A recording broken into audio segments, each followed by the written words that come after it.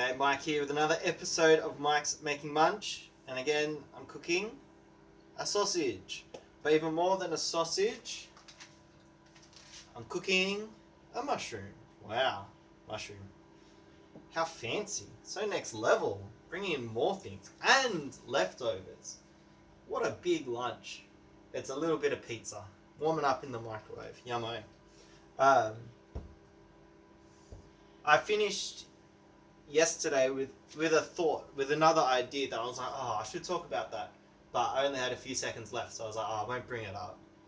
And I was like, oh, am I even going to remember this to talk about it next time? Probs not. But, surprise,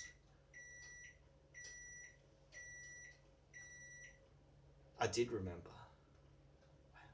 How good was the time in the microwave? That added so much drama.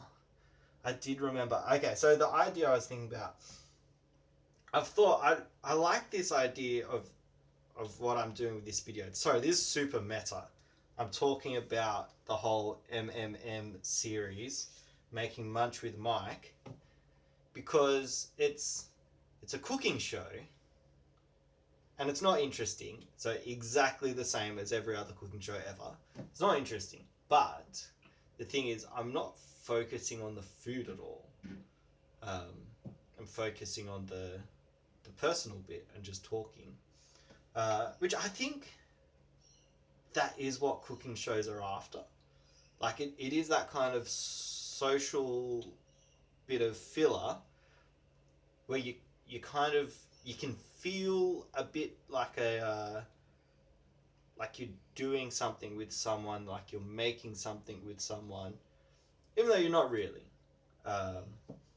So it's pretty much exactly the same as my whole Year 11 Truman Show studies thing. That we live vicariously through the stuff that we watch. And so that's kind of what cooking shows are about. It's not really about the food. I've watched heaps of cooking shows. They're all the same kind of boring thing where I don't go and make it. Like if you've seen the catering show, that's a great cooking show. The catering show, that they mock this idea. Like they do making pickled onions, or oh no, they make a lemon thing. I don't know if they make Maggie Beer's preserved lemons by Maggie Beer. So they do it, which I do love Maggie Beer, like a bit of The Cook and the Chef. Another great show. But still, don't hear me say great show and mean interesting, because I don't think interesting and great go together, particularly when it comes to TV. But in the catering show, they do the preserved lemons thing, and then they're like, now we've got like these millions of preserved lemons. What are we meant to do with all of it? Thanks to Rach for being the true fan of the catering show, of both Kates. Yeah, so chefing shows, it's generally unrealistic or implausible to cook what they're cooking. Although someone was telling me recently about Huey. What's Huey's name? I forget. You know, Big Huey, classic Aussie chef guy. But I remember watching it, but I don't remember anything about it. But someone was saying that every episode he'd make this soup, and the soup was exactly the same. Like a bit of stock powder, a little bit of whatever, and then bam, there you go. You got a soup. I can't remember what they were saying exactly either. But who cares about remembering things exactly? So, again, it's a cooking show. Then there's something that it is realistic that you would cook it. But then it's like, well, why bother having a whole show about this? Like, if I want to cook, I'm less likely to want to watch a show and cook, because I'm not going to do things at the same pace as a cooking show.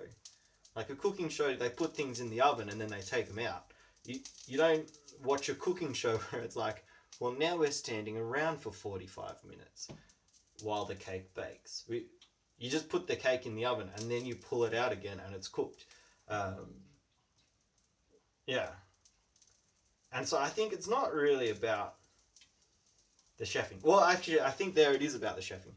There it is about the experience of like, oh, I can feel like I baked a cake, but I didn't have to wait 45 minutes. I didn't have to stand around and wait for it. It just happens.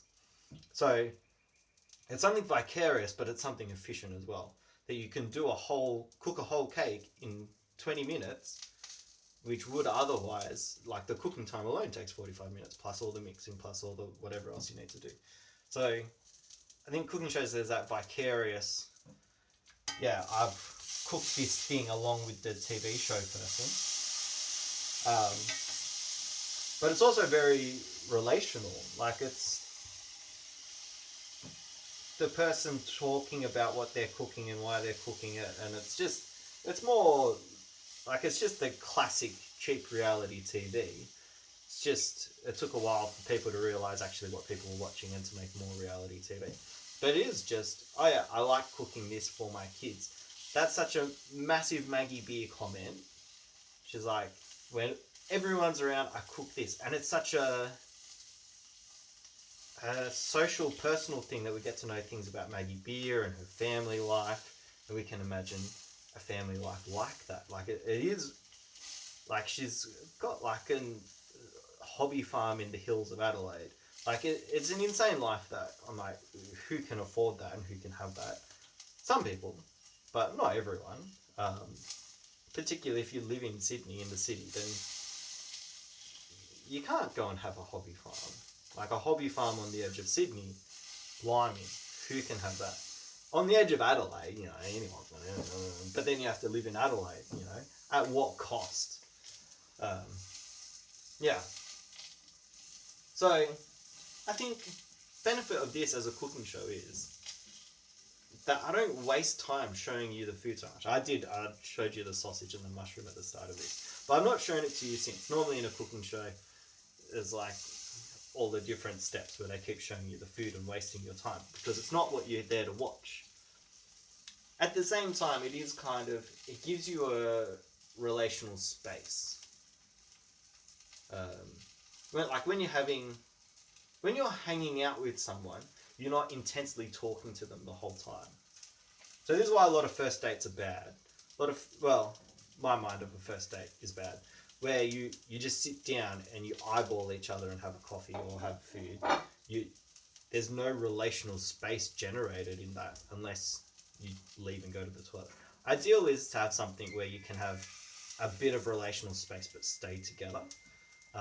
So going to the movies, too much relational space. Like you never interact because you're watching the movie, or I hope you never interact. Please don't talk through movies. I don't like it. I don't like it when people talk through movies. I like when people laugh. I like when people laugh at the wrong time in the movie. Having a chat and like a good date chat of like, so where do you work? Not really what I want to be hearing if I sit next to you in the cinema. So cinema, too much relational space. Or a dinner date, not enough relational space. So you want something where you can have something where you get some breaks and some gaps. Whereas this, maybe you don't get enough of those breaks and gaps. But I do just zone out and stop paying attention to the camera sometimes. So, you know, there's that. Yeah. So many thoughts. So much meta. Yeah. But, like, this is not really the most interesting video on YouTube, evidenced by the way that, well, I don't know. I feel like maybe it's too uninteresting. But there's no such thing as too uninteresting. Like, the more uninteresting, the more greatness for a movie. Yeah. I did a video a little bit ago where I had a bit of a rant. So I thought, oh, well, I'll call it public freakout because ha ha ha ha ha ha ha, playing off that idea. But someone commented and was like, dude, this is clickbait. This is unacceptable. I'm like, oh, obviously it's clickbait.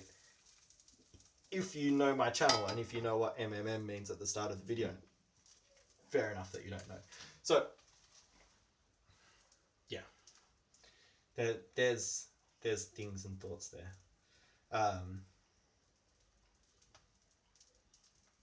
Yeah, so yeah, it was a bit funny. It did get a few extra views because I called it that. That I gave it a clickbait title. So I did change the name of it a little bit, and I noted that it was clickbait for that fellow. But yeah, so cooking show, not at all about cooking, all about relational, and yeah, not interesting. There's two things that I think is important for a cooking show. That they don't waste time with the... Okay, there's three things. Three things. They don't waste time with cooking. Gets in the way. They're very much talking about relational things. And that you are not too interesting. Too interesting, so boring. Like, you know, this chefing is chef or chef. Boring. No one wants to hear that. People want to hear lame, not at all interesting things. Now that's interesting.